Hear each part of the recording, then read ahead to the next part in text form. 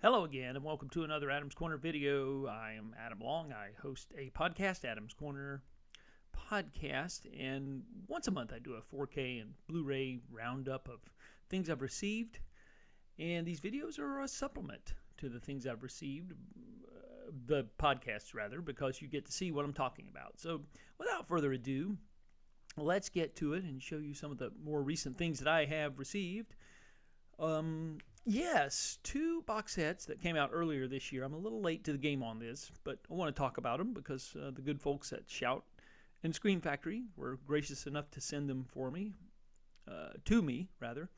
And these are much anticipated box sets that I was excited to get. And so I just want to talk about them a little bit. Blaxploitation Classics, Volume 1. There's some really good stuff in Volume 1. These are, of course, licensed from MGM, which, of course, originally part of the American International Pictures Library, and some of these were United Artists titles, and just various studios that MGM has acquired over the years, shall we say. But, yeah, we'll go ahead and take a look at these individually. It's a nice hardcover case there, and we have Truck Turner with Isaac Hayes. We have Pam Grier with Sheba Baby. There you go.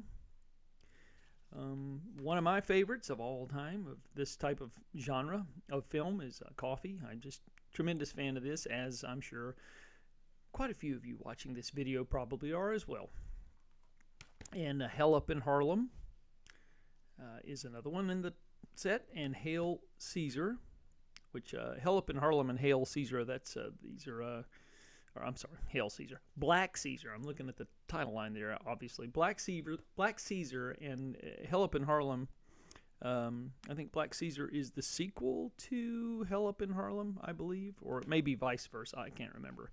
Anyway, and then we have Across 110th Street, which is a phenomenal blaxploitation. I don't know if this is exactly blaxploitation, but it's close enough, I guess. But it's a terrific film, nevertheless, with a lot of great, gritty, early 70s action set in the New York City that no longer exists. You get lots of bonus materials on these too. Just sampling here.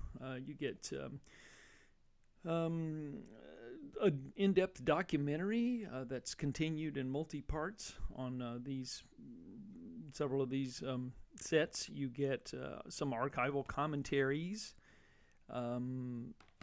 And you get some archival interviews too, and that's just and it's of course it's great to have them in 4K Ultra HD. So if you're looking for a belated Christmas gift, I mean you're probably not going to get it by Christmas time if you are watching this video now, but it's never too late to order it and send somebody a belated Christmas gift if they are because this set is there was a sale on this set, and it's pretty affordable price, almost $100 off of its retail price last time I checked. And then here's the follow-up set, Blaxploitation Classics Volume 2. Now what do we have in this set, pray tell, you might ask? Well, more goodies. We have Slaughter's Big Ripoff and Slaughter. These are obviously connected films. Slaughter, and then Slaughter's Big Ripoff is the follow-up. We have Bucktown. That this is Bucktown, and we have Cotton Comes to Harlem, which is long considered to be one of the first blaxploitation entries. And we have Foxy Brown, which is Friday Foster. Pam Grier. Foxy Brown was the next one in the set, and I'm just a tremendous fan of Foxy Brown. Also, it was kind of a quasi. Well, it was a follow-up to Coffee. Same director, obviously the same leading lady. And so these, also contain lots of bonus materials, archival mostly, but there are a few new, commentaries and things of that nature. But, it's these are restored from the original camera negatives. So, again, these are... it's cause to celebrate. The goodies that we're getting in 4K Ultra HD is pretty amazing. And I'm grateful to the folks at Shout Factory for sending me these sets because they are quite glorious indeed to behold. Okay, moving along. We will talk about some Arrow video releases. Now, I've explained this previously in these videos that Arrow does not send me the actual final product. They send me what they call check discs. And it's a way for me to see what they're putting out without actually, it's kind of like a early version of what eventually comes out, but minus the artwork. And they've got some interesting releases coming up in January. Just a couple of weeks away, and I just got these yesterday. Cheap Thrills is one of them in Blu-ray. We have Snakes on a Plane in Ultra HD. Some of these are from their licensing deal with Warner Brothers. This is one of them. It's a guilty pleasure. I like Snakes on a Plane, actually, to be honest. Evil Dead Rise is a more recent Warner Brothers entry that they have upgraded to Ultra HD. And Under Siege, the actioner from 1992, starring Steven Seagal, long considered to be his best film, and it's pretty solid. I'm not a big Steven Seagal fan, but if I was forced to watch a Steven Seagal fan, Under Siege would be the one to beat. So we'll also move along to a couple of other things that I've gotten here that are pretty big calls for celebration for this one as well. Boogie Nights from Warner Brothers. Previously a New Line home video, and I think that label doesn't exist anymore. But anyway, Warner Brothers controls the New Line library for now, until Netflix or Paramount or whoever winds up with Warner Brothers. But nevertheless, it is great to see Boogie Nights in Ultra HD 4K. I am told that Magnolia is forthcoming next year. Two great films from the great filmmaker Paul Thomas Anderson, and the unique filmmaker Paul Thomas Anderson. I'm not always on board with everything he does, but this is one of his best films, and I can't wait to revisit it on 4K Ultra HD.